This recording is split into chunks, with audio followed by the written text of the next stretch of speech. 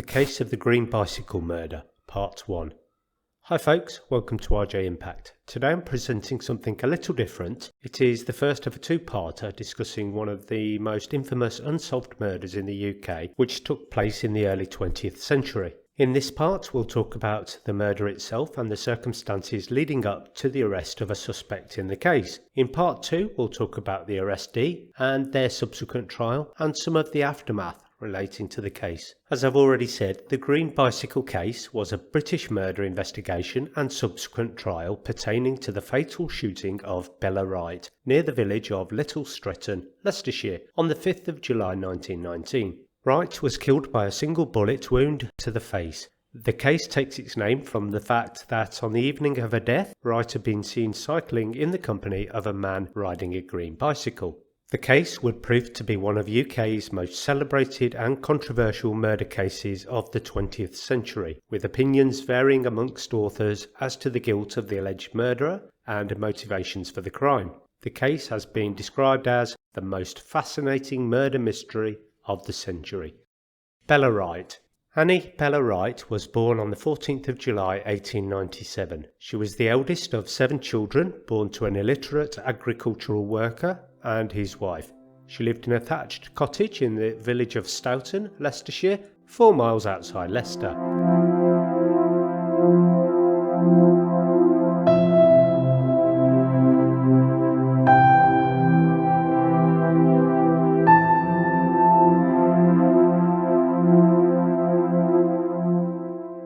Wright had attended school until the age of 12 before beginning work as a domestic servant, subsequently obtaining a job as a rubber hand at Bates & Co.'s St Mary's Mills, a rubber factory in Leicester, which is approximately 5 miles from home. She regularly travelled to work on her bicycle, and at the time of the death she was working the late shift at the factory, and as such in the summer of 1919 was known to have cycled between the villages and hamlets around Little Stretton to perform errands or visit acquaintances in the late afternoon hours. At the time of her death, Wright, described as a girl with good looks and of good character, was 21 years old and engaged to be married to a Royal Navy stoker named Archie Ward, who served on the HMS Diadem, a training ship in Portsmouth.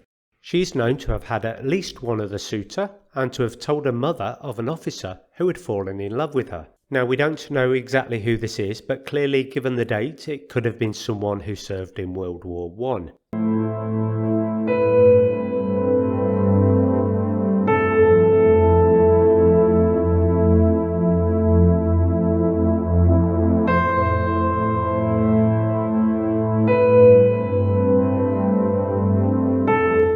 July 1919.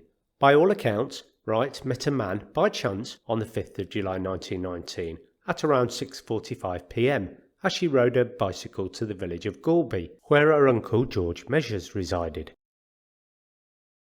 According to testimony at trial, he was riding his bicycle towards the crossroads where Goulby Lane crosses Houghton Lane and observed a young woman bending over a bicycle, and she raised her head in his direction as he approached her, asking him if he had a spanner in his possession to help tighten a loose freewheel on a bicycle. He did not have one in possession, but he did what he could to resolve the problem. Having learned in their brief conversation of Wright's intended destination of Goulby, he offered to accompany her on her journey, an offer she accepted. The man accompanied Wright to the cottage of her uncle in nearby Goulby before waiting for her outside the premises. En route, the two were observed by several independent witnesses. The uncle later informed officers he liked neither the looks nor the mannerisms of the man, and that his niece had informed him she had only encountered this individual that evening, stating, "Oh, him, I don't really know him at all. He's been riding alongside me for the past few miles, but he isn't bothering me at all. He's just chatting about the weather."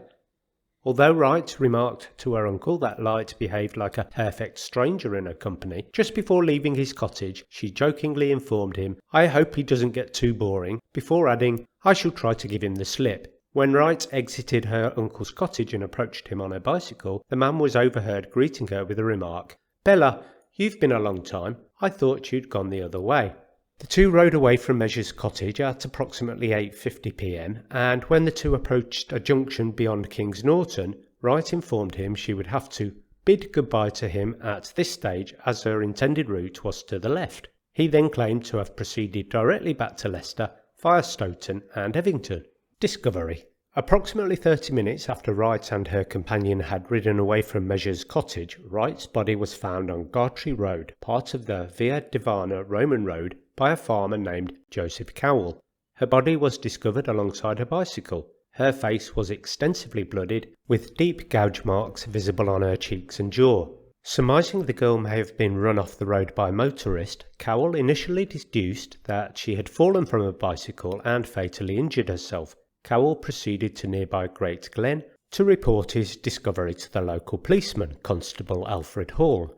He then phoned a doctor in Bilston, Dr. Williams, who arrived at Hall's residence, and the trio returned to Little Stretton, where the doctor gave instructions that the girl's body be moved to a nearby unoccupied house upon Cowell's trap. At the scene, PC Hall found what he later described as smears of blood on the top bar of the field gate, although he discovered no human footprints on either side of the gate. Nonetheless, a dead carrion crow was discovered in a field close to the gate. This actually led to one theory that Bella had been poisoned and the crow had died from drinking her blood after she had fallen. Dr. Williams had also made a cursory candlelight examination of the scene before ordering Wright's body to be moved to the unoccupied house, having agreed with Cowell's initial assumption that she had died in a simple bicycle accident, dying from a combination of loss and blood and a head injury. Not accepting this explanation, PC Hall returned to the scene, where the body had been discovered at 6 a.m. the following day to search for any signs of foul play. A careful search uncovered a .455 caliber bullet 17 feet, which is approximately 5.2 meters, from where Wright's body had lain, slightly embedded in the ground by the imprint of a horse's hoof, which had not yet been removed from the scene. He proceeded to the unoccupied house and washed the congealed blood off the face of the corpse, finding a single entry wound beneath the left eye. Oh dear, so the doctor had not only missed an entry wound into the face of Miss Wright, he also missed an exit wound through the rear of her skull. Informed of Hall's discovery, Dr. Williams and another doctor performed a full post-mortem upon the body, discovering the victim had been shot once between the left eye from a distance of 6 to 7 feet, and that the bullet had exited the rear of her skull. The dead girl was then identified by relatives as Bella Wright. An inquest into her death returned a verdict of murder by person or persons unknown.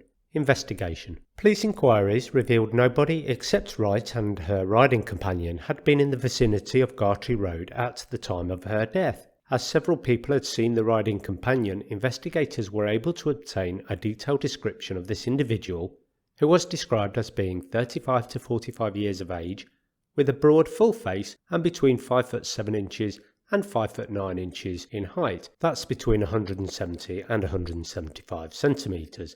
He'd been wearing a grey suit, a grey cap, collar and tie, and black boots. The Chief Constable of Leicestershire Police issued appeals in both the local and national press, urging this man to come forward and assist them with their inquiries. Nonetheless, these appeals proved unsuccessful. Thorough checks of all premises where bicycles were bought, sold or repaired for the distinctive green bicycle also failed. Nonetheless, on 10th of July, a Leicestershire bicycle repairman named Harry Cox informed police that the previous day he had repaired a bicycle matching the description. Cox also informed police that the man riding this bicycle had remarked to him of his intentions to go for a ride in the country on that very day.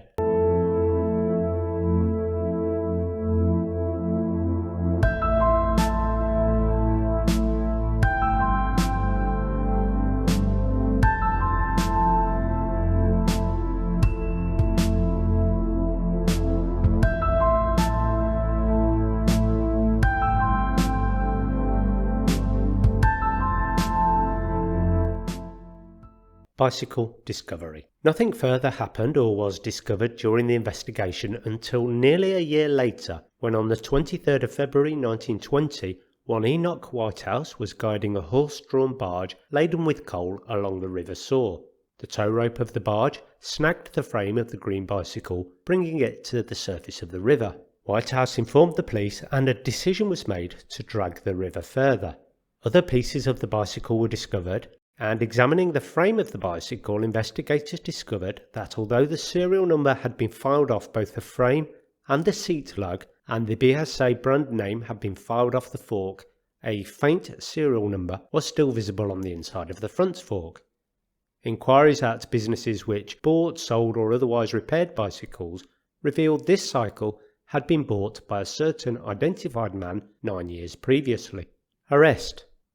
A certain Ronald Light was arrested on the 4th of March 1920 at Dean Close School in Cheltenham, where he had secured a position teaching mathematics 2 months previously. He was brought to Leicestershire to be charged with the murder of Wright. Well, that was part 1. In part 2 we'll look at Ronald Light's background and what was uncovered about him and further evidence uncovered during the trial. You'll need to wait until then to see what the verdict was. If you hit subscribe and the notification button, you won't miss out on part 2 when it's published. Bye for now.